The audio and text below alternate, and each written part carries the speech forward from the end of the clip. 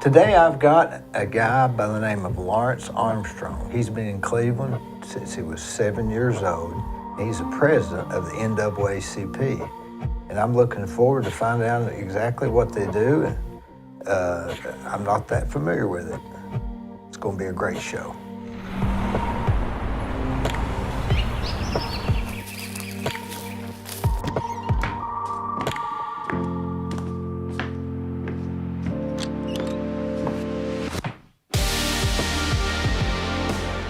So Lawrence, you're like me. You're a little hard to get a hold of. You're busy, aren't you? Always. And it's mainly I'm kind of a guy that believes just get the work done. Sit around talking about it doesn't really accomplish much. Let's get out here and keep moving and get the work done. So do you when you set out to do something, is there a plan, or is it just more of a how would you describe it? I mean, you sit down and say, okay, here's my plan. I start off every day with a plan, and I tell everyone, if you think that that your plan is going to be executed to the way that you want it to be, just ask God, and He'll direct you in another path all the time. So I say that is because we have plans and we have an agenda to go by, and unfortunately, there's things that come up that are unpreventable that you have to address at times, and it takes you off that path, and you have to redirect and kind of adjust. You know, that's a talent, being able to redirect and come back to what you were doing. Because Yes. you can get sidetracked, and just some people can't get back on it till like the next day. Well, now it happens sometimes, but the thing about it is that we have to kind of prioritize and realize that we can only do what we can do, and just like not try to be the superheroes. And someone else's urgency doesn't make it your priority. And Well, they'll make it seem like it, won't they? Oh yeah. And that's the key to managing your time, to make sure you stay on task. Because I have to give credit first and foremost to my beautiful wife of 18 years.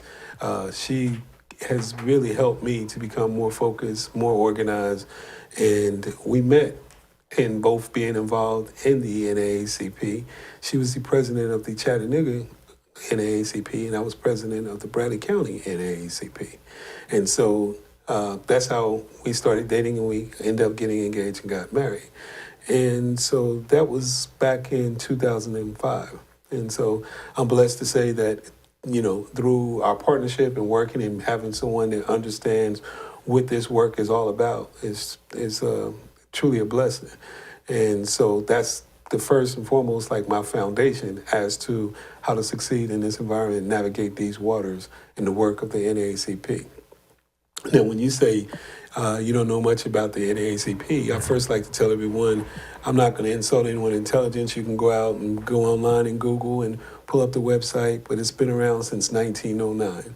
It's a civil rights organization. Golly. Yes, sir. 1909. It's been around since 1909 is when it was founded.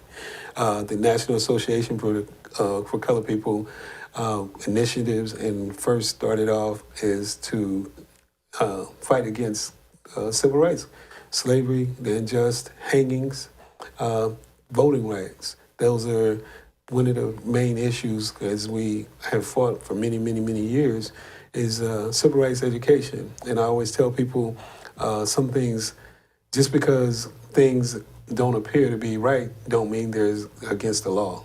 And so you have to navigate an unjust.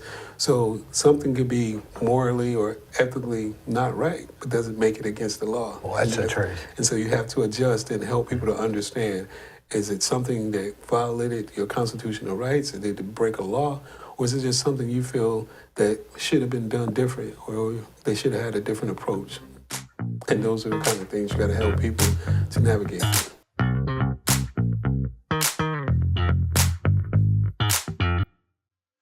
On the courthouse square at 30 2nd Street is the law firm of Logan Thompson Law. Since 1965, they have served the legal needs for the good citizens of Cleveland, Bradley County. If you've got a problem, they're no problem. Give them a call.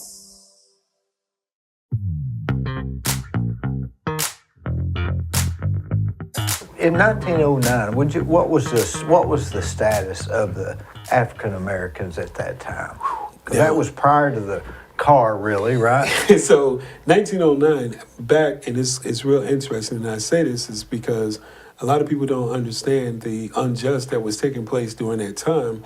Think about it like this: the people that had the opportunity of making a difference were the influential people that had the influence. And so you have to understand it was brought together. You had the influential Edward D. Du Bois. You had a lot of prominent Caucasian folks that all worked together to establish the organization. So the misleading information is a lot of people will always think that the NAACP was founded and was only for black people. And that's the biggest misconception that anyone can ever have. And I say that is because when it was founded, it was to fight for all people. Yes, people of color were the ones being done that we were fighting for initially on, and then as time has changed and then we start making certain accomplishment, that narrative, the problems start growing and growing, and you just got things spread across that you had to adjust. And so I say that is think about, coming back from the war, not being able to find a job as a black man. Just think about the unequal pay. Think about not being able to vote and being, paying taxes and not having the right to vote. Think about all the things that, when I say that now there are certain provisions that are put in place to make sure certain things aren't done. And now these same provisions that were put in place to make sure that we don't repeat history are now being undone. And so that's the whole purpose and reasoning on why you need organizations like the NAACP to stand up and be the conscience of the nation. It's because you want to make sure people understand and hold true to making sure that we're all being treated equal and fairly. And it's not just an organization for the African American. It's an organization to help stand up for all people. For all people. Correct. Because if you stand up for one, you're actually standing up for all, wouldn't you say? Absolutely. So I say that is because I tell people, you can look at it on this foundation. Yes, it was probably based a lot around race. And when you look around to today's time, you say, well, what is the NAACP fighting for now? A lot of people feel like, blacks has just as many rights as whites and Hispanics and any other culture. So why is this organization really relevant? And I say to people all the time, if you think that the playing field is fair, I said, look across the board, look out in this community, and why is one side of town has more influence than the other? You can go and look and search these blight areas. Who's fighting for these folks? Why are these folks not getting the same treatment as people on the north end of town? Who's fighting for them? Who's saying and making sure that things going to be equal? And if it wasn't for the NAACP, who is it? That's a fair statement. Mm-hmm. And I say there's a lot of organizations, and don't get me wrong, there's a lot of organizations that mean well and they work directly with certain initiatives. And unfortunately, the initiatives in the NAACP are so broad because it can go from labor disputes, from discrimination in labor force. It can go from, as we were talking about, certain laws, certain unjust laws, or certain behaviors being treated within our public system, whether it be education, whether it be law enforcement, whether it be health. Like I said, our challenges we have to deal with everything that under the sun. Like when nobody else knows who to call, they call the NAACP. I've had folks, and again, this is all ethnicities and nationalities. It's no discrimination amongst who people are going to be done wrong to. And I like to always tell people it's more about the haves and have-nots, because whether people realize it or not, poor whites have more challenges than poor blacks, and they're more discriminated against whether anybody rather realize it or not.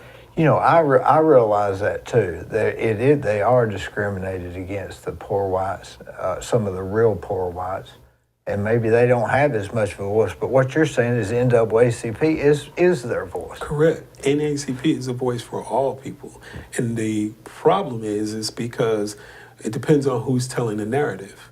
Because think about it, just like you here, you developed and you created a podcast to get to show a different side of things, because certain things in certain media platforms may not want to tell certain stories. So they'll edit and they'll clip and only show certain portions of things just to change the narrative or put the narrative out there on what they want people to perceive. So until people start telling their own story and start getting out and getting involved and getting engaged to see what the bigger pictures are, that's the only way people are gonna really know the difference. Would you say the NAACP is trying to fix stuff on the front end that have been caused on the back end, whereas some of these organizations are to help people that are already in the bad positions, but y'all are trying to help set policies and procedures that make it equal for all? Correct, absolutely. Is that a good way to put it? Absolutely, but unfortunately, we're on both ends. I'd like to tell people we working to try to be proactive and be preventive, but most of the time, I have to say that we have just as much on the back end that we're reacting to, because certain things have taken place. Because let's face it, it's just like any other group, church, or any other functionality. You have a handful of people doing the work of many. We have a lot of people to come out, be in attendance, but how many people are actually going to help clean up and get the work done? Yeah, after church is over, there's only a few people fixing those communion cups, isn't there? You ever notice that? That's exactly right. And then even after communion is done, there's only a few people going around cleaning up That's after what I'm everybody's saying. leave. So I tell people all the time, and that is if you want to get a clear picture of the work in the NAACP, I always tell people, think about ever going to a gala. You put on a nice tuxedo, you go out and you have a great time. And you never think about all the people behind the scenes. And I say, somebody had to prepare that setting, that place. Somebody came in, they set up the tables, they washed those dishes. Reserve the location. And I mean, there's a lot of work that went in behind the scene. Were those people treated fairly? Does anybody ever think about them? They never do. Even the people that's got to come back and clean it up. How many times you travel or you go to a hotel, and a lot of people take so many things for granted, but do we ever think about, are these people really being taken? What is the cost for my enjoyment? What are they suffering? What is it costing them for me to have my enjoyment? We never think about that. Why do you call it the NAACP and I call it the NAACP? Well, that's different. I've never heard. Well, the reason why I emphasize NAACP is because when you say NAACP, a lot of people they mispronounce it and they think you're saying NWACP. So it's just clarification. It's just a clarification. NAACP. And so the reason why I always say NAACP is because when I say NAACP, some people misunderstand that to say W instead of like A. DWAC or something. Yes. Yes. So that's why when I say it, and again, I'm more intentional about it now, because in the past, in saying NAACP, that was the misunderstanding. So you've had that issue before too. Correct. Yeah. Correct. Now let me ask you this: you've been here in Cleveland since you're 7, or off and on? So off and on. So I used to come here and visit during the summer times. I actually graduated from Cleveland High School and came and attended Cleveland High School my senior year of high school, the last 3 months. And so after I graduated high school and went back to New Jersey, and I stayed there for a couple of years. I came back here in end of 1989, beginning of 1990 is when I took up permanent residence here in Cleveland. My dad was remarried, my stepmom and my stepfamily, we're all very close, and so I always tell everyone, Cleveland is home for me. Could you have chose New Jersey at that time? I could have. My mom was still living in New Jersey. I have all my family on my mother's side still lives I have a brother still lives in New Jersey. Was that a hard decision for you? Absolutely not. As a child, coming here to visit and all the things that I've seen that we weren't privy to, and I use the recreation centers as an example. Growing up in the inner city and coming from not having all the things that are provided here, I seen Cleveland as one of the greatest places that lives on earth. There were kids going to the recreation center. They played sports. They had activities going on. They had all the things that what life was really all about in the middle class if you would live, for a middle class family. And so growing up in the inner cities, those things we weren't exposed to. We didn't have playgrounds or recreation centers to go and attend and hang out at, or safe houses or safe places to go and do. So you just made your own way. And so it was a little bit different. Wonder why Cleveland was so. Cleveland, even back then in the '90s, was somewhat of a safe zone for a minority, I guess you'd say. So now I say it's a safe zone for a child. Now I can't speak on adult minorities during that time. And the reason I say that, when I say it's a safe zone as a child, is because when you come to it's just like a family now. I brag because I feel like we have an excellent community that watches out for one another. I don't see some of the challenges that a lot of other small cities have faced that are growing at our capacity. Yes, we have challenges, but I think we're doing a great job at some of the things we're doing, and we just got to work together. And I think that's where we have a better relationship than most, because I found the community here really are trying to work together more than a lot of other communities. Boy, it's a good testament for Cleveland, isn't it? Really? It very is, very much so. And I say that because I don't want to paint the pictures like everything is always roses. Sure, no. It's just like marriage. We love our spouses and we enjoy them, but we have some bad days there too. Well, do we? So the key to it is, it's just like I tell everyone, is that we got to find a way to find commonality to work together. And how do we bridge those roads? And the biggest thing about any relationship is communication. And when you have lack of communication, that's where so many misunderstandings and things take place, because what you don't know, you'll make up. Well, that's an interesting statement. What you don't know, you'll make up. Will your mind perceive it some way? Because the perception, again, one's perception is their perception.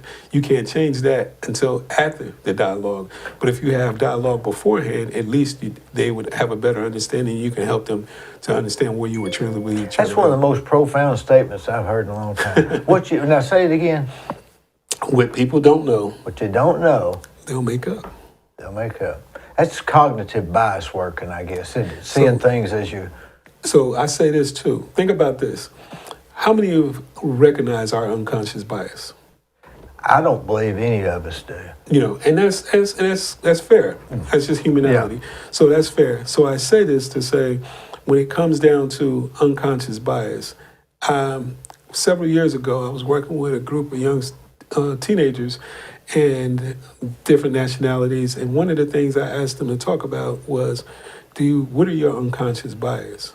And these group of teenagers were high school students that I was talking to, and they were so impressive to me because their mindset and where they were identifying things that as adults that we would never be able to own up to. They talked about their perception of being privileged, being just not associating with certain class of people or race of people or what have you. They were owning as young teenagers the things that they felt like they should probably change before they go to college. And it was very impressive to me because they understood and they recognized it and were willing to talk about it and attempt at the time to do something about it. As adults, we struggle with that. Our pride gets in the way. How many adults are willing to say we made a mistake? And we've had years of cognitive dissonance where we've been supporting our biases, that it's just almost impossible to change. I always felt like if somebody identified their own cognitive bias, you couldn't know if you are. You just know you are. You just don't know where it's at. So it's funny you made the comment when you said it's almost impossible to change.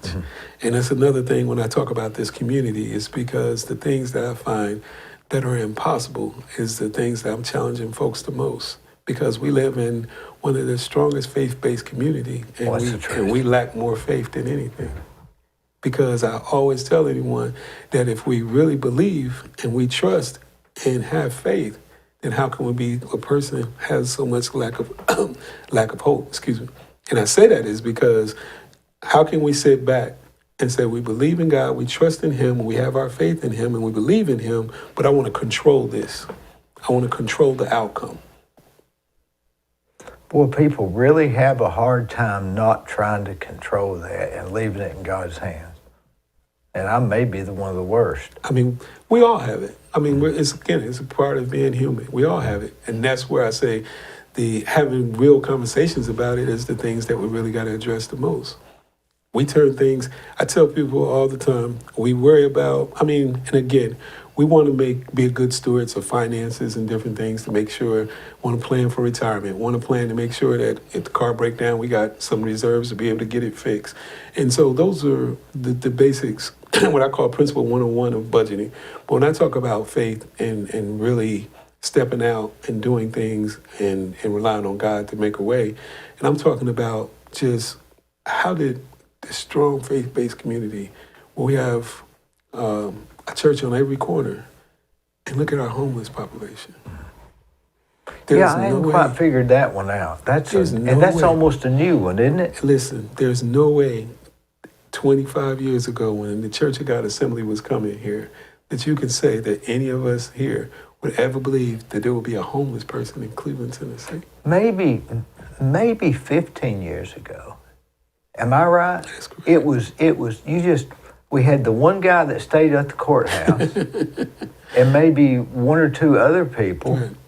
But now, I mean, I don't understand it. So, and I say this, and again, not pointing fingers or anything like that. I don't have all the answers. I'm just saying we can identify the challenges we see in our community. I guess my plea is, what are we doing about it? I don't know. That's almost like they don't. It's almost like some of the problems we have, they just almost don't see it or ignore it or something. I mean, the other night I had to get up and go to the gas station over here on Paul Huff.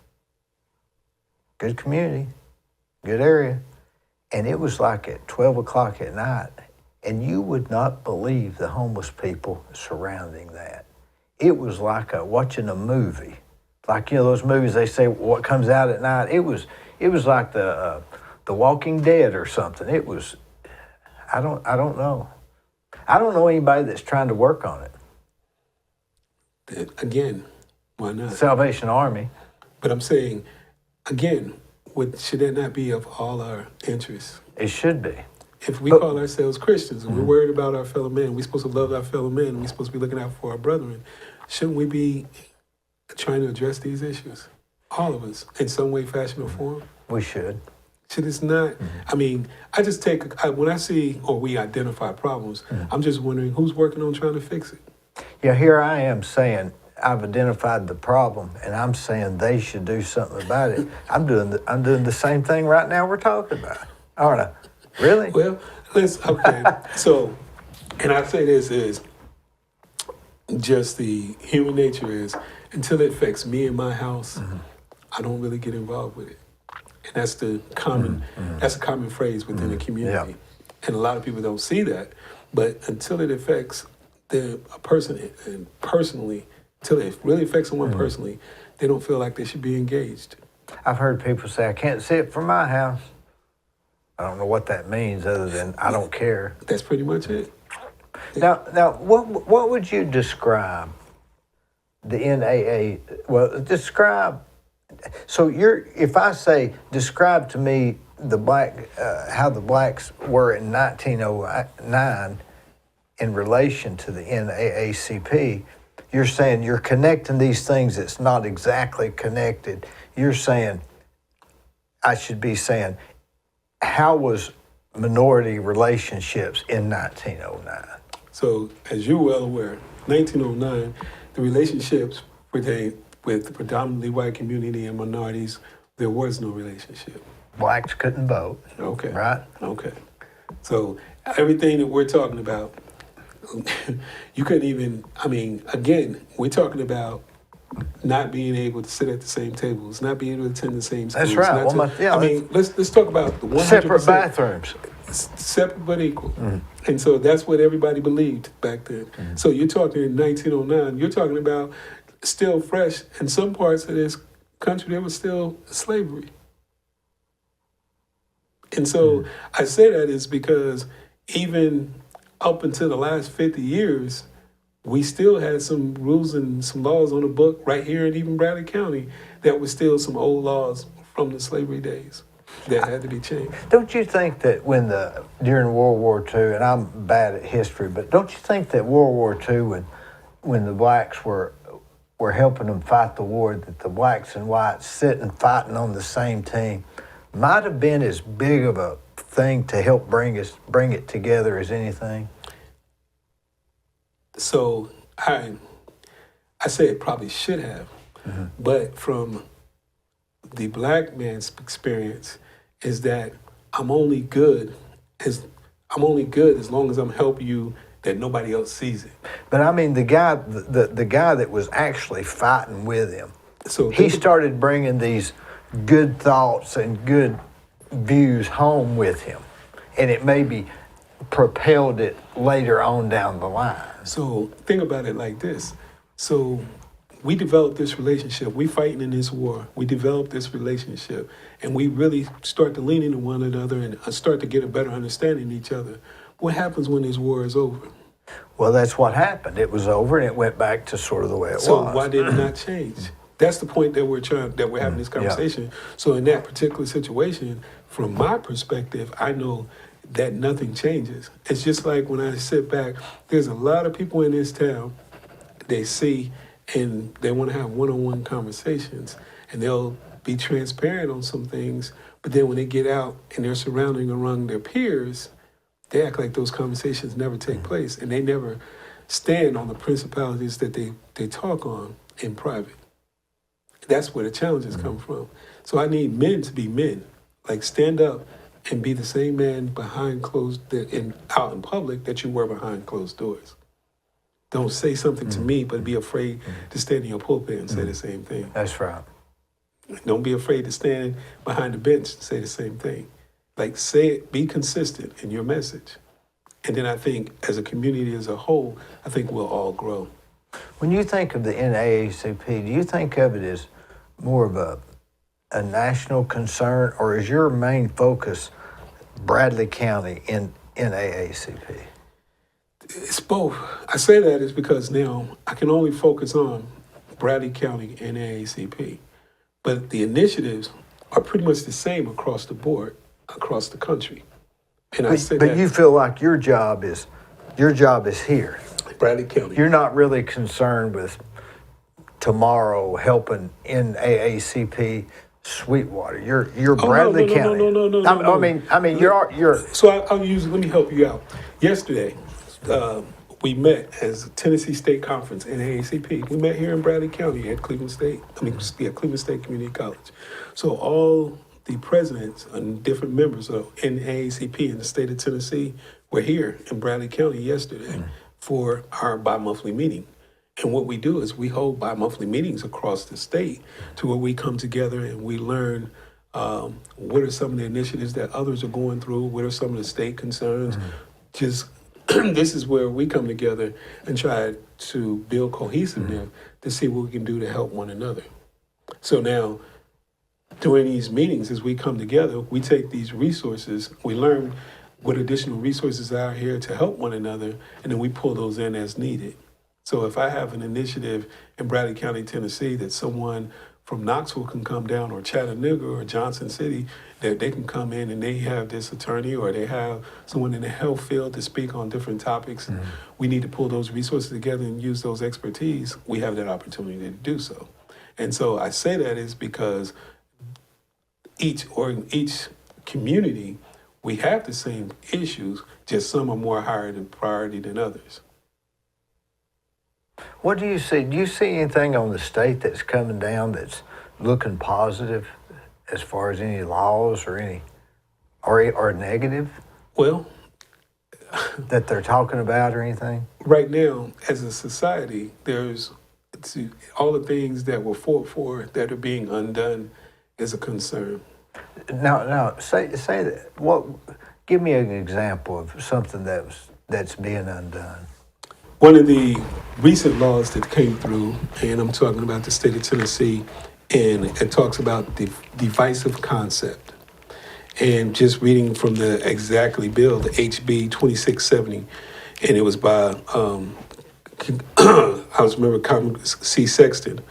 Education Higher, as enacted, prohibits a public institution of higher education from taking certain actions with regard to divisive concepts and the ideologies or political viewpoints of students and employees, enacts other related provision. Again, this is Senate Bill 2290 in the Tennessee General Assembly. This particular bill took away some of the things, and I'll use here locally.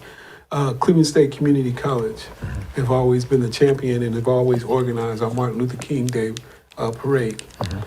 And they used to have a student government association where they, minority affairs, different things. All those things, because of the Tennessee Board of Regencies, decided to say, this bill passed, you guys can no longer do these things. All right. So now, for whatever reason, someone chose to introduce this bill and they had a different perception of it and thought it didn't have any value and they wanted things to go a different way. However, the things that it impacted and affected, you taking away a resource that I once had to depend on and rely on, to work with, to help organize and structure and educate others on why this day was even important in the first place. So now you're having to refight this battle, I guess, in a sense, right? Correct. So now we're going back, recreating the wheel. We've already had, that was one accomplishment we accomplished. We thought we got past it, and it was something that we can put on the back burner. Forget about that. Guess what? We're right back at it again. Wonder who was behind that. Well, I mean, who even has time for that? So you know what I'm saying? Here's my point. I mean, it wasn't hurting anybody to do it. But those are the things that take place every day. Every day. And if you didn't have an organization like the NAACP, then they just. I mean, the key to it is educating the community, educating society on these laws and things that are being transpired. Because other than sitting down with me today, this was nothing that really was important to you at all. Had no clue. No clue. No clue. These type of laws and things that are taking place happen every day. And why didn't they ask me what I wanted to do or have some kind of a referendum on the books? Because guess what? You voted to put whoever it is. So they represent, they vote the way, because guess what? No one's there's no accountability card. There's a report card. We don't have a report card of the representative that we voted in. If we had it, we wouldn't read it. We'd just see the ad on TV and decide whether or not we liked his smile. And people isn't that crazy? Like I said, there is no accountabilities. This is why it's important for us to take voting seriously. And that's why we're real big on voter education, helping people to understand. I mean, think about it like this, and you can Google it and pull it up, but just in Bradley County, Tennessee alone, how many people do you think live in Bradley County, Tennessee? Maybe 120, I'm just guessing. Okay, so out of that 120,000, let's just say, roughly, we got 80,000 adults in Bradley County, Tennessee. How many do you think would be a good number just to come out and vote in a national election? Oh God, it's so embarrassing. Because I had that election girl here. It was and I think Bradley County was high on the average. So it was like what, 10% or 12%? And that's what I'm getting at. The point that I'm making is you have a handful of people that are only voting, and they're making the majority of decisions that impact so many. Can you imagine somebody in World War II or I or the Patriotic War, and they're sitting behind the log and they're shooting and they're about to get shot and they're saying, "I've got to do this for the rights of my grandkids to be able to vote." And they're giving their life. They're scared to death. They're going to get shot. They're going to die young. And the grandkids or whoever just says, "Oh, it was raining that day." Can you imagine that? Listen, I can tell you there's people, and again, I tell people this because it's not that we're so far removed. There's still people that's living in this county today that didn't have the right to vote. And that they stand. Golly. There's still people living today. I guess that's right. Think about it. There's If they're still in their people- if they're 95-ish or something. Think about it. There's still people that's living today that were born and didn't have the right to vote.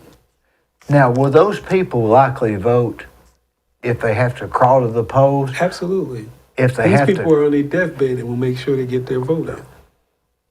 that's the difference between that. Because they understood what it took to get Right. it. It's no different than, and I say this is because it's no different than whether you make a child work for something and earn it, or you just continue to give a child something. The one that works for it and earn it is going to appreciate it more because they understand the value and know what it It's took just to get it's it. not just money, it's the rights to vote. And women didn't have a right to vote till what, 19 something. So think Here. about it like this, and this is why I always tell people this: when you say women didn't have the right to vote, how do you think that? What do you think was the driving mechanism behind it? And I have my own perception, but I just wanted to hear. Well, originally the right to vote went with property rights, I think. If you owned property, you had the right to vote. Then it went to, and that's the only thing I know, that women didn't technically own property at the time, but So as you say, women didn't have the right to vote. That came on the heels of blacks fighting for the right to vote. maybe a part of the NAACP. So the point that I'm The making efforts. is, think about it, and this is why I want that to be cleared up, is because women earned the rights to vote off of the backs of blacks having the right to vote. That's a good point. So when people say that, and it's real, we can segregate it to say women, but it's really blacks didn't have the right to vote. So women were incorporated into this because, again, this was what challenged and helped everybody to move the needle to get this passed. So it wasn't just about blacks having the right to vote. It was all being able to have the right to vote. And Now- it goes back to same thing when we want to talk about fair wages and things of that nature. Folks would rather, and again, black men came into the workforce there to make the same as white men. And the only reason that we even had the minimum wage or anything, all the laws that are put in place is because someone said it's better to do this than to do that. I'd rather for the black man to come in here and work next to me than to have these white women or black women come in here next to me. I'm working in the foundry. I don't want this woman, I don't have to carry this woman. She's not going to be able to lift this. So let's just let the black man come in here and do this. I don't want these women coming in here doing this. So those were stepping stones that I tell people all the time, that through history, as you look at it, it was always selecting the best of the, picking and choosing and saying, which one of these would I rather have? If I gotta have one, I really don't want none of them. But if I gotta have one, I guess I'll take this one. What do you think is the biggest challenge today for a minority person today? What would be the biggest challenge? Would it be, it's not voting, it's not worrying about slavery. So, Although, so the two things you just mentioned, this is where I disagree. Voting is still our issue, still our problem. but you Because- get to vote, right? Depends. Let's talk about that. Okay. Because think about all the voting provisions that are being placed to keep you from voting. So there's still, even in 2024, we're 7 days into 2024. Think about this. Since our last election, since 2020, since the last presidential election, do you realize, and again, these are information you can Google, do you realize across this country how many laws went in place after that election? No, I get to where I'm not So so much fake news out there, I just don't know. And so when I say that is because all I'm talking about legislation. I'm not even talking Right. about media. Right. I'm just talking about legislation. Look at the legislation, all the different legislation that's been in place about voting. And just watch how many times that they're changing the whole act. Like I was talking about early voting, that initiative has changed. Different laws and requirements. Before it was what? You can early vote, And again, that's based on counties. It's based on counties. but as It's a general rule, it was what? A month before? Or, You had a 2-week period within that 30 days prior to election, and again, different counties and different. so that was always good, right? Early voting. that was a great If you're- initiative. But then again, because someone said, "Hey, instead of having 2 weeks, you're only going to get a week." I mean, those are the things that I'm getting at. The things that when I say different things, being purging voters, sometimes. But I'm not sure if that's that's a rule for everybody, not just. But how would that hurt minorities worse? Because who's the ones that has the most challenges in getting to the poll? Well, let's say that's true. I'm saying, so now when we talk about minorities, what I'm saying is minorities. I'm not just looking at minorities from a race standpoint. Remember what I told you at the beginning? Yeah, we're Poor talking whites? about. I'm putting poor whites as a minority. So think about it like this: those that have not are worse off than those that have. Because look at it. Let's look at the polling places. How convenient is it for you to go and vote? How many polling places do you have in your area? And how many polling places are in the South End where the less fortunate are? Well, how many do they need? Let's make it fair, make it equal, So- make it just as equal across the board for everyone, and then that way we can have a say. People, the first thing they'll say is cost this. And I get it. We got a budget, we have certain costs, but just make sure we put the same amount of energy and resources Per mile, per square miles, Per square mile. or per people. per square mile per people. Based on the household population because again, based on the population of that dense community, what does it reflect on what we need for those resources? Let's make sure we have them there. You know what I always thought would have been the best thing to solve everything is for everybody that has the right to vote to have some kind of a number, and you can mail your form in anytime, 6 months before, whatever. But every person that has a right has a number, and you can check. You can check their vote, whether or not they voted. Let them mail it in. I mean, there's nothing wrong with that, right? Well, Then you wouldn't even have to have a precinct just to have and have it postage paid. And so, to that point, you kind of say use your social security number to vote. Well, maybe not. Well, And the only I reason don't I'm know how asking, the only reason I asked that question is because some don't have social security numbers. well, Yeah. and then fraudulency. So all I I'm know, getting I at is know that it. everything you have so many provisions in place because just think about it like this: laws are only put in place because something created it to be in place. Something happened to make us put this in place. All right, so let's say which would be more feasible to have it to where everybody has to have a number and they have 5 months to vote, or have multiple places to vote. I don't know which would be better. Well, I'm not disputing the current voting policy that we have in place. I mean, the voting. I'm about the democracy and what we have in place. I'm saying let's not take it back any further steps. I Let's keep agree going with in you. the right Whatever it direction. is. Whatever it is. Whatever I'm it willing- is. Yeah, whatever it is, I'm willing to play by those rules. But let's not constantly keep changing the rules. That's the point that I had. It's kind of like and I don't know how much you maybe watch sports or anything, but for me, growing up, I used to enjoy watching basketball and football all the time. Loved it. And as I've gotten older, I probably hardly ever watch it as much as I used to because they've changed the rules so much that I think about, Terry Bradshaw and some of those guys that played, and it was nothing for those guys to take a hit and keep on licking. Now, if you go and you push that quarterback down, you're going to get that whistle blown on you.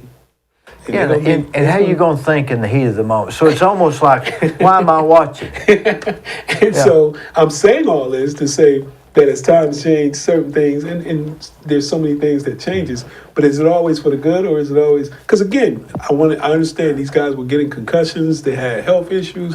Again, I understand all the things that were done to make these changes and put them in place because you wanted to preserve and protect people and want them to live longer and all those type of things, which is great, don't get me wrong, but I'm just saying for the sport itself, what did it do for it long term? Because it's like, now it's almost gotten to the point to where we can't find that happy medium to make it consistent and fair across the board. And if they'll keep it the same all the time, maybe people would adjust more to it than not even knowing the rules.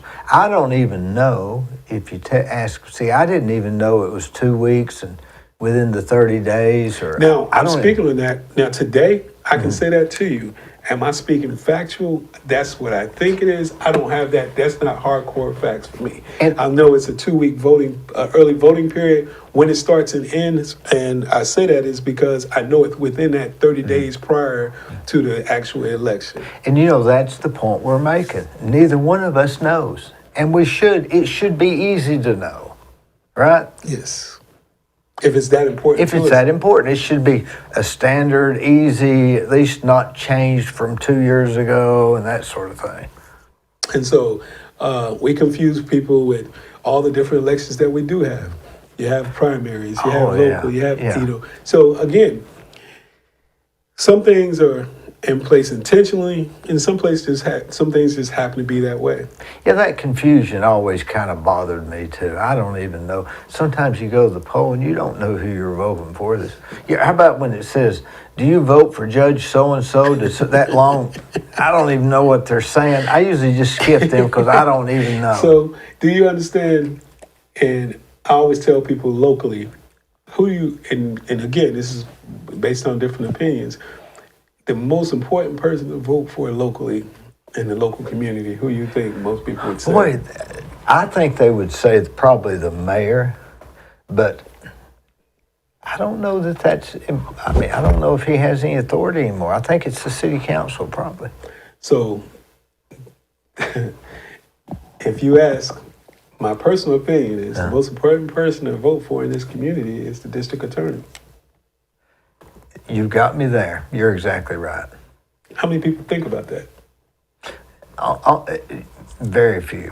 The reason I say that is because, again, if I have a problem, and I can say, in the city now, I'm just going to say the mayor is the least most important person in the city because he has no authority. He has veto power, I think, something like that. He's like you said, it's very weak mayor system. So that's a different conversation. And boy, isn't he a good mayor? Love him. I think we have a decent city council. I think that there's some opportunities, because how do we get to where we are? This is what I tell people all the time. I have a lot of respect for anyone that runs for office because I know it's not easy. Mm-hmm. But a lot of times we get tunnel vision. I believe in term limits. I'm a guy that believes that at some point, let's step down and pass the torch. I've been involved in Cleveland, Tennessee. In 2003, when I helped reactivate the local chapter, the local branch of the NAACP, I was president consecutively for about 3 or 4 terms, from 2003 to approximately 2012-ish. No, I'm sorry, 2003 to 2014. After 2014, I wanted to give someone else a chance and allow someone else to, hey, take the reins. I want to take a break because it's overwhelming. Got family stuff going on. I just think someone else needed a break. So there was a couple other individuals from 2014 to 2019. We had 3 different people through that 6-year period.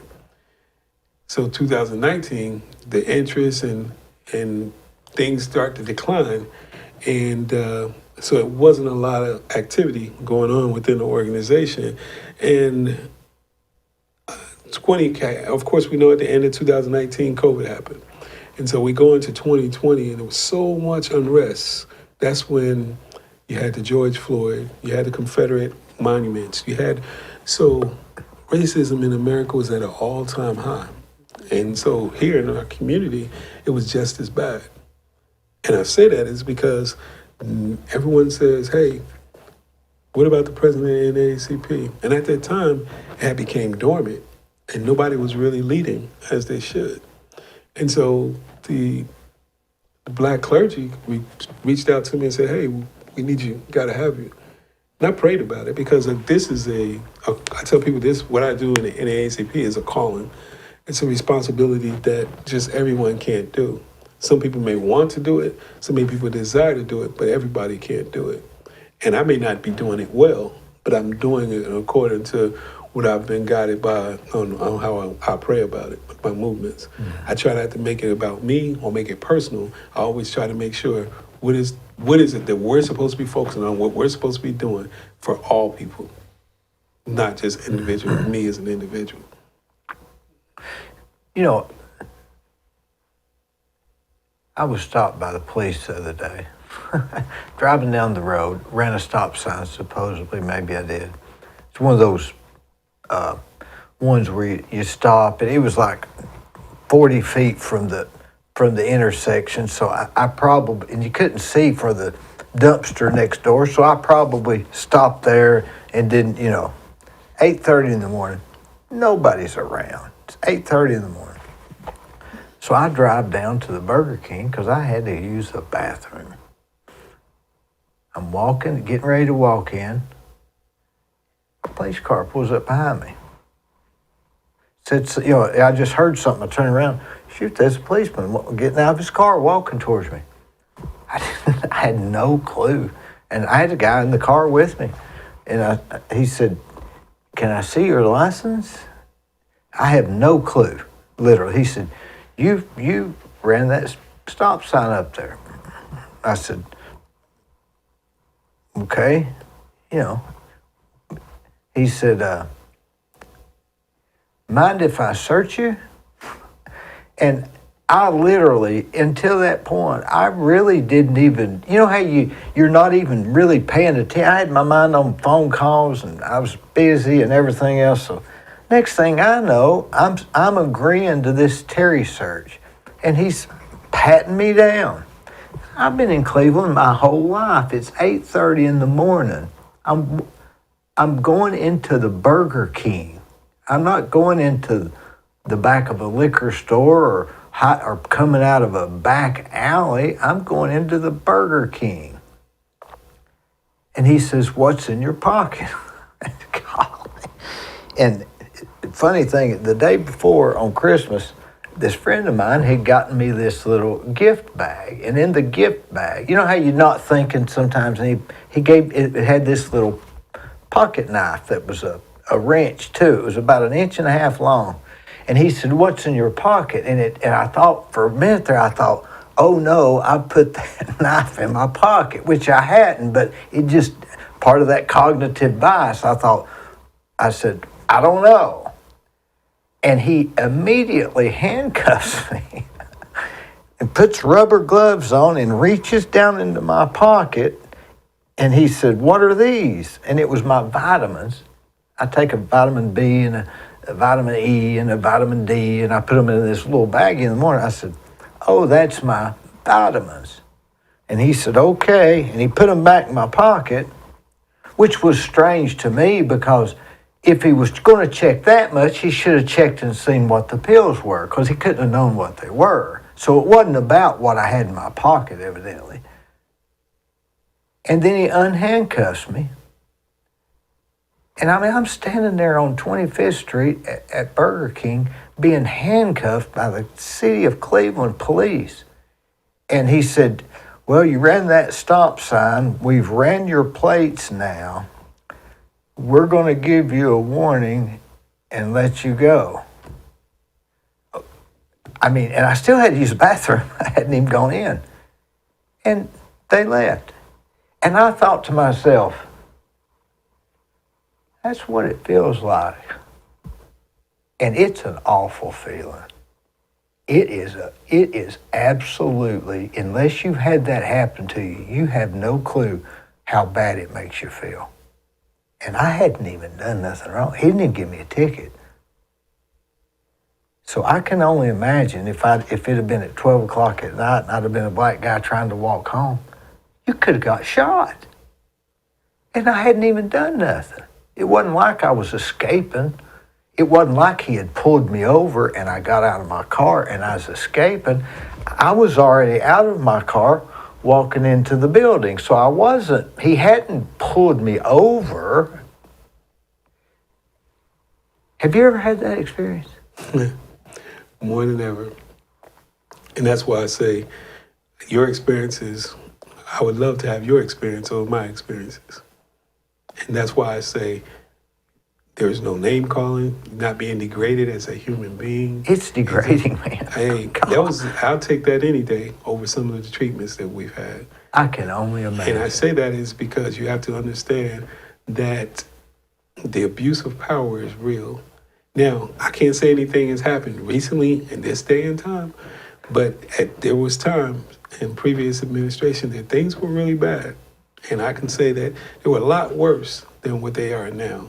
And so that's why I say I'm very fortunate and very, very thankful, because at least there's some educational tools in place to at least try to work together. And again, like I sit here and tell you, is everything perfect? Absolutely not. Life is not perfect, but there are some tools in place that at least folks are really willing to listen and to try to work together, which is a start in the right direction.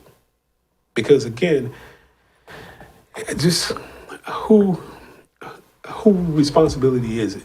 It's kind of like we were sitting here and we were just saying, just Well, knowing. it's to me it's very simple. It's the responsibility of who's in charge of our government right now. I mean, I'm not looking. I mean, I get what you're saying as far as is it's our responsibility to help the homeless and to say something about some injustices, but at the same time, I'm not looking for the guy that's mowing my yard to also stop me for running a stop sign. We are paying for that. No, I think you misunderstand what I'm saying there. What I was saying was, when I say who responsibility is it, I was stating and saying that when I'm talking about who responsibility is us as a people in holding the leadership accountable to make sure, because after that was done and the way you felt, who else know about it? Who did you talk to say, hey, I'm just concerned. I called the police station. And so that's what I'm saying. And so that's what I'm saying is, how many people you think had that opportunity to do that?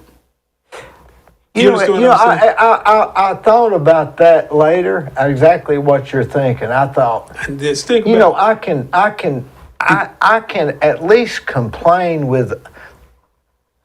You have a voice. A little bit of credibility. And that's what I'm getting at. And maybe if I'd have been if you weren't who you were and didn't have credibility and didn't have relationships, how do you think that would have came across? Oh God, I guess I'd still be on hold. I don't know. But that's what I'm getting at to say to you is that if everything was equal, we all be sitting and being able to do the same thing, and everybody don't have that. See, later I've got this friend of mine that knows about all these rules, and he started stating all of these rules, and I'm thinking, I'm just an individual here, building buildings for people.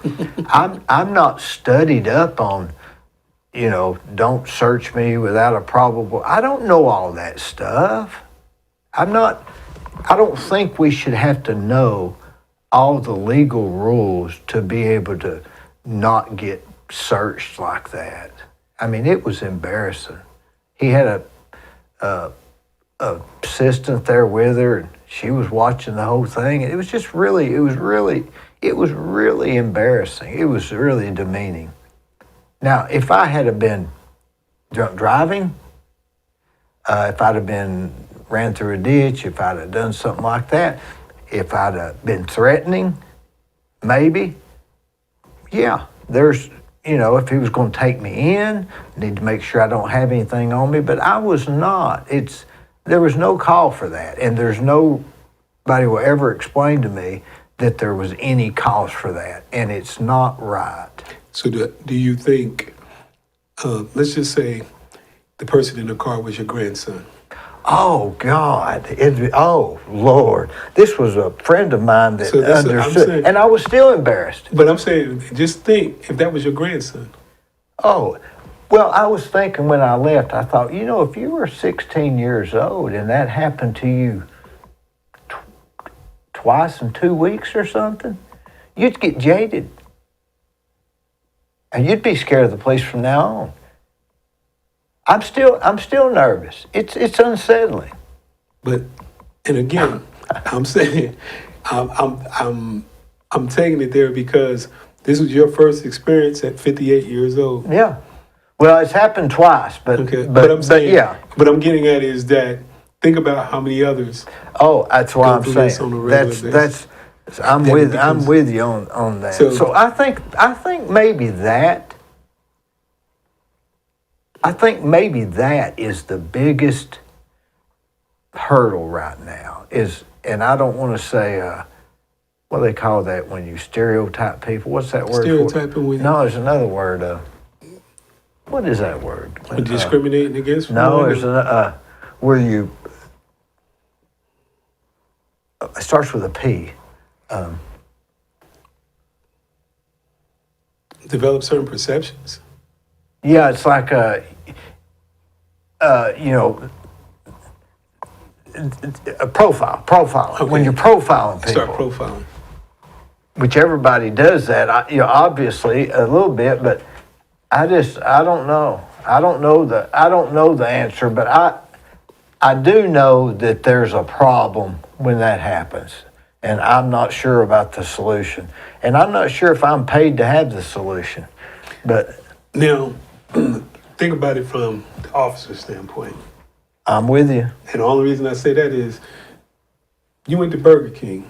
And you ran a stop sign by Burger King. You was going in Burger King because you had to go to the bathroom. Mm-hmm. But from that officer perspective, that's also where a lot of drug transactions and everything take place. All right, he was profiling. All right. And so at that point, And you got you're this right. I person- believe they do have a lot of that. I was just saying, you're in an area that's pretty much known for a lot of high trafficking of some sort, whether it be drugs, whether it be homeless, or whatever goes on in these particular areas.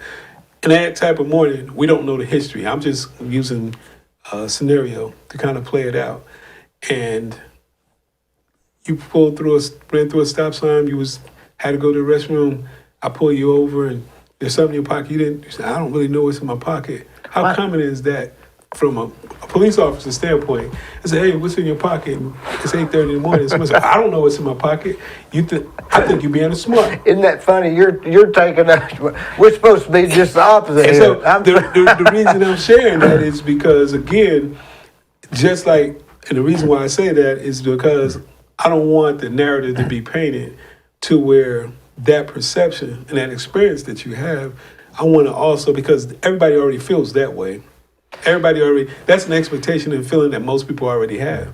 So my job, and that's where you say, what about the NAACP? Because I got to also share and help people to get over what happened and help them to understand what can we do different to make sure it doesn't happen. I appreciate that, and then you're right. You're Because right. everybody already has that perception. You're right. Because if you that police officer and here's this this white man got out of his car and it's 8:30 in the morning, he gonna tell me he don't know what's in his pocket. He just got dressed. What he trying to hide? Like, what's the suspicion? How often at 8:30 in the morning you just got dressed and you got your clothes on? Somebody say, hey, what's that in your pocket? I don't know what's in my pocket at 8:30 in the morning. How often does that come across? Because typically you're gonna say it's. Why is he searching me because I ran a stop sign? Because again, the key to it was, if he said, may I search you? Are you in a hurry? Why are you in a hurry? What are you racing off into? Is there someone inside your meeting? Again, we don't know. We don't know what was going on the other side that may have been taking place the day before, or what complaints do we have about what's going on? I don't believe that we can give people the right to search us because they think. And I agree. It's just So what can we have done different? That's a question that we can have with that police officer, with the chief, and says, hey, what can we have done different? What could we have said to make that officer feel at ease that he didn't feel the need or she didn't feel the need to search me? What can we have done different? I believe if it was an experienced person, I believe maybe don't have enough money to properly fund for. If you stop me, you said, hey man, you ran that stop sign. I need to give you a ticket here. Stay here while I run your tags. So now you and I are thinking like we live in 1970. In 2024, Burger King's right off the interstate. And all the things that's going on in this section of town, it'd be interesting to see the 911 call log on all the things going on in that area. It'd be interesting. In fact, that's where he was sitting. That's where he was staked out at. But you understand what Yeah. I'm saying? So that's why I'm saying is I'm changing the narrative at this junction because in this particular situation, let's just say this you're a black man that came to me and this happened to you and this is what I'm being challenged because this is a complaint that came into the NAACP because they felt like they were discriminated against because this person. Oh, so y'all get some of that. We get all of Well, that. that's good. That's so, good. So what I'm saying to you is like all of these are issues or concerns that NAACP have to deal with. Whether I went to the hospital and they wouldn't see me, whether the police pulled me over and didn't do anything wrong or mistreated me, whether I don't care, whatever you can possibly think that anybody complain about, they go to the NAACP. So this is, yeah, I can see that. Who else would they call? So, and I say that is because when people feel like they don't have a voice, you have to be that voice and have to become the conscience of the community. And I tell people all this: we're the conscience of the nation. And what else could they have done? I'm not exactly sure. Well, other than. So here's the thing: what gives people some sort of sense of justice is being heard. Because a lot of time, all people want to do is be heard. Because if you went back and he says, hey, Mr. Burris, let me follow back up with this officer and I want to get back with you. If he called you into his office and had that officer that pulled you over and you found out, hey, this officer had somebody just slapped the officer the day before because they didn't handcuff him and got smart with him or this, that, et cetera, you'd be a little bit more sympathetic to the situation. I would. So that's what I'm saying is my job is making sure that we play on the same playing field, that we try to get everybody to understand. Again, is it right or is it wrong? That's not what we're talking about here. All we're talking about is how do we find a commonality to sit down and have conversation to get a better understanding of what really took place. And you know, there's really not a group that works directly with them to say, hey, you know what? Maybe let's not do this for a while and see how that works. Of course, they're going to say, well, we asked you if you could search us and said yes. If you just said no, they had 15 cars there. I've had them stop me before, and the narrative doesn't come out like they said it did. So I don't know that. I don't know the answer, but I do know the feeling, and I know it's not good. Well, that's why I say what could be done different. And this is an educational moment. You can use your platform as an educational moment to have that conversation and show, because I guarantee you that I think individual rights and privacy and that it should not be sacrificed for that, because you know, he's the one standing there being armed and in the car and all that, or, you know, all that stuff. I don't think that just because you can use safety forever, you can say, I need to go out here to the mall and search everybody at the mall because somebody might have a bomb because they had one time. So that would be under the safety and make sense, but that's abuse. There's a difference now. That would be abuse. So what I'm getting at is the difference on what I was saying is that, again, every situation is different. And I say that is because I'm agreeing with you. I don't want my personal rights to be violated in any way, shape, or form. But I'm also saying that I want to make sure that we understand the full totality of all the things that are taking place so we can have a better understanding. And you're right. I agree with you.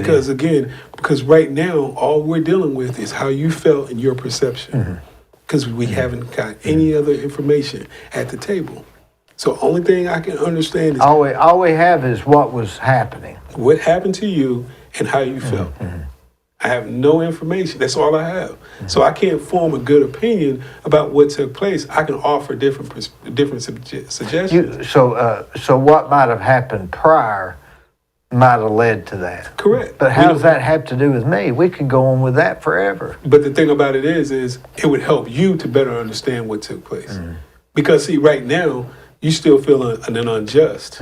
But what make you appreciate certain things, and I give you a prime example is because let's just say you got a rash of burglaries going on in your neighborhood, all right? And then all of a sudden, you're getting teed off because why the police can't catch these people? What are they doing wrong?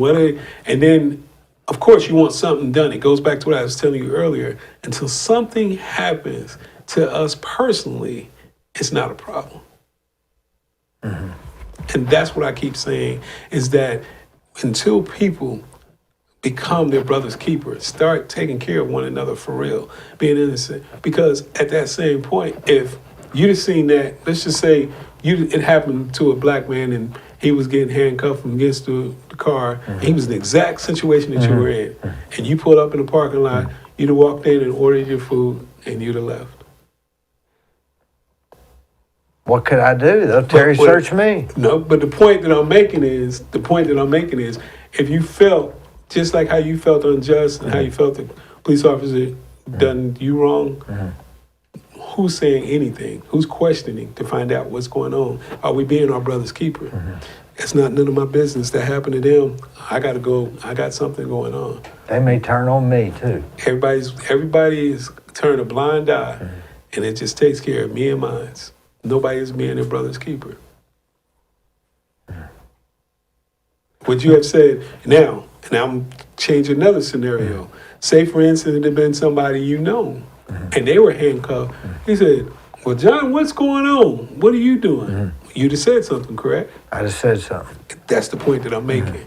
Is because until it affects something or someone that belongs or that we have a relationship with, it don't really care. But anytime I see somebody handcuffed, I'll know now they might have just. But that's what I'm Run a getting at, stop is that sign. you have a different perception because of what happened to you. And that's what I'm saying is that's what I'm trying to explain to our society, is I want everybody to understand exactly what you felt and what you went through. Now understand that these folks over here been doing this their entire lives. And now you got that experience. Now help navigate the waters, make it a good playing field so we all understand and all have a better way of communicating. I can tell you, I think Chief Gibson is probably one of the best chief of police that I've ever met. I would agree with you. We've always had good chief of police. Chief Gibson, I can tell you, I feel is one of the better police chiefs that I've ever met.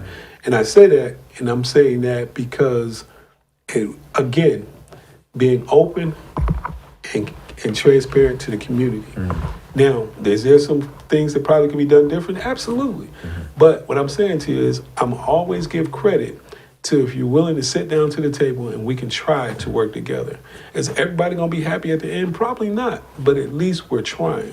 The effort means a lot. But just to close the door and say, this is the way it is and it's never going to be a different way, that's not really working together. Now we at odds with each other. Now something's got to be done. We got to break down these barriers. My job then is hold you more accountable and find out what you're hiding. Why can't we talk? You report to the people.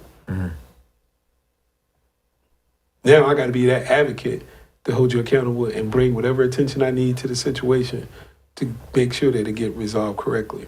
You'd think as a society, after this long of being around, that we'd work through this stuff. But I guess this is going to go on forever, all these. I always told someone when I said, I wish one day we never had to have the NAACP. And a gentleman told me, God bless his soul, he said, son, the NAACP will always be needed. He said, they'll never change. And I said, who's they? He said, this world will never change. It's human nature, I guess, right? So let's say the things we've learned and the things we've seen. And I don't know if you know Franklin McCauley. He's the son of the founder of McCauley High School in Chattanooga, Tennessee. And Franklin came up here and spoke to us one time. And he had a wonderful message. And one of the things that resonated with me is because he was very transparent. And he said all his life, he grew up, he heard the N-word. He knew that, blacks wasn't welcome to his home. He knew all these things. And so when he first went off to college and met some folks, and one of the persons he's gravitated towards that looked out for him that he came real close to was this black guy. and became real good friends with this black guy. And as his dad, if he can bring him home or what have you, wasn't welcome. And it really hurt him. And so when I say for him, and it goes on a little deeper, but for him, that was a life-changing moment for him to say, I don't want to go this route. I want to do something different. So he had a strange relationship with his family, with his dad primarily, because again, he didn't think that he chose not to live like he was raised to be. And that's what I'm saying, that I'm telling you that we all, is just like me growing up. I knew growing up in the inner cities, never trust a white man. Never, no. That don't mean you're no good. That's the way it was taught at that time when I was at that age growing up in the inner cities. Because all they ever seen was that these people were bad. They were bad people. And that's the way you were raised. Until you leave that environment and grow up out of that element to see things differently and meet other people, then you see a different side. But I keep telling people we're conditioned because of how we were raised and what we're taught. That's why it's so disturbing when people talk about, I don't want these books taught in the school system. I don't want this taught. Forever in a decade, it was never no problem teaching about certain histories until you start telling the truth about certain histories. And that's why the world is so unrest. Because we only want to tell one truth, and that's the truth of that person.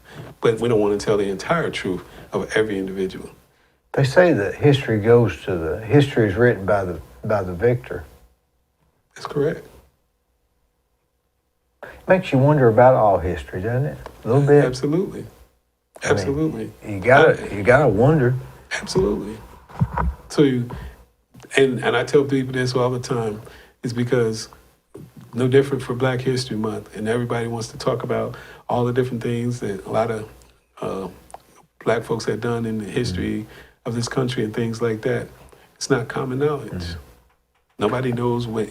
Do you realize, and I say this all the time, that through slavery, and you know, like I know, that when it comes down to the laborers are the ones that's going to come up with the better ideas and the easier way to do things. Always. They may not necessarily get the credit. Necessity's the mother of invention. What about Harry Johnson? He's one of my best friends. You know Harry? Harry was the first president of the NAACP. Is that right? He was part of the founding group that started the NAACP in 1969 here in Bradley County, Tennessee. I go down there sometime to eat lunch with him. First president. First president. Is he still working, or is he pretty well retired? I think he's pretty well retired now, right? Yeah, he's retired, pretty much. But isn't he down there a lot? He's still there. They got him in the back now. He's still in there. He still helps out, still comes in, still helps out. Still. His daughter is sort of taking over, Demetrius. Demetrius, the executive director. Yeah. I think it's. Yeah. Well, he's smart. Yeah. So that's why I say, again, passing the torch. What did Harry do? He was one of the, I was just telling you how he was one of the founders. And he was the founder, one of the first president of the NAACP here in Bradley County. And so a man of his status and his influence and being engaged and involved in 1969 when it first was founded here in Bradley County. Think about all the things he was exposed to and all the things that he went through. Yeah. He grew up over on Galt Street, I think. And think about the job opportunities he were denied because of his involvement. Think about all the things that him and his family had to go through during that time because he was working against the status quo. Because in 1969, that wasn't It was different. I think did his mother bring him here because they're coming from somewhere? And I think that was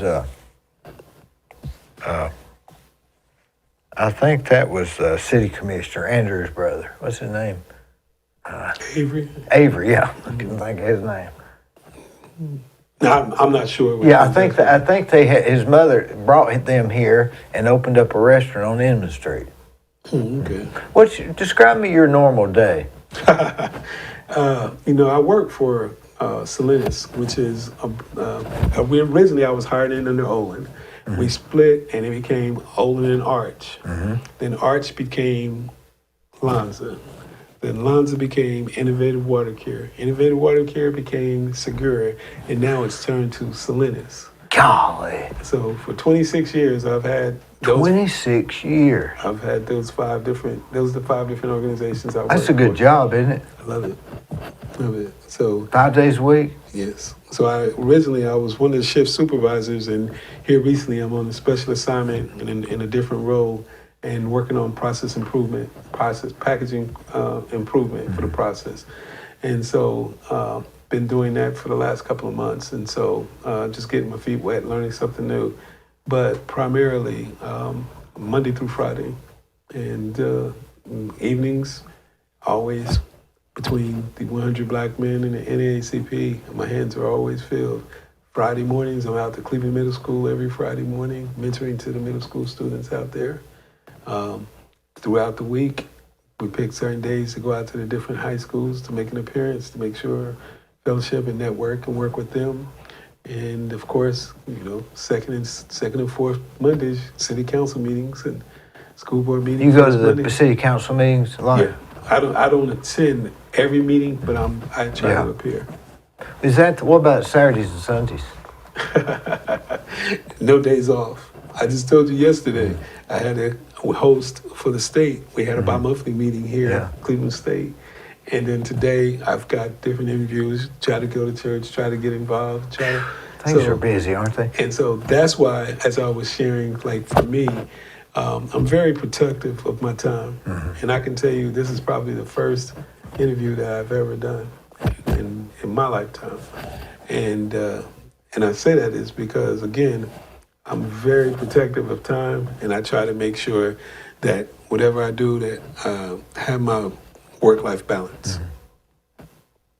I'll tell you what, you I'm sure feel comfortable with you being in that position, because you're really, there must have been a reason why you was president for so many years. Yes. I tell people, I get, it's just like all of us, we say, we're going to give this up. We're not going to do this anymore. I'm going to give it up.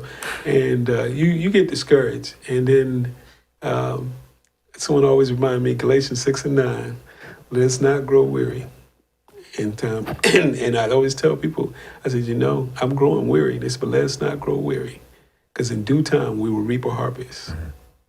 And that's what I keep seeing, all these accomplishments that are being made throughout the way. And I keep saying, it's getting better. It's inch by inch, isn't it? If you're looking for major progress overnight, it's never going to happen. You have to understand that every day you get to wake up, it's an opportunity to make a difference. Does Kesman cook? All the time. Where's he cook, at the house? All the time, everywhere, anywhere you want him to cook. He loves cooking. He won several awards. Oh yeah, he loves cooking. Is there anywhere you can go and eat his food? Now he has to cook for you. Now he don't want to be locked down. Now he's a person that you're not going to get him in a restaurant or anything like that. He loves to cook, but he likes to cook when he wants to cook. He's such a nice guy. I really like him. Awesome. Very blessed. Very talented, very blessed young man. And I say to people all the time, be a good steward and good things that happen to you. And he's definitely a good steward. Well, Lawrence, I really appreciate you coming. But, is there anything that I can do to help? Well, keep doing what you're doing. Sharing, being open-minded, share the message, and don't become like most media circuits. And I say that is because just deliver the truth. Whether anybody accepts it or not, that's beside the point. Whatever the truth is, share the truth. And keep moving forward, right? Keep moving forward. But let me ask you this. Who is your hero? To be honest with you, my hero is me. When I look in the mirror every day, I look and say, thank you, Lord, for blessing me with another day. Make me the best man that I can possibly be. Help me to lead by example. Let my walk match my talk. I appreciate you coming. Thank you I very really much. do.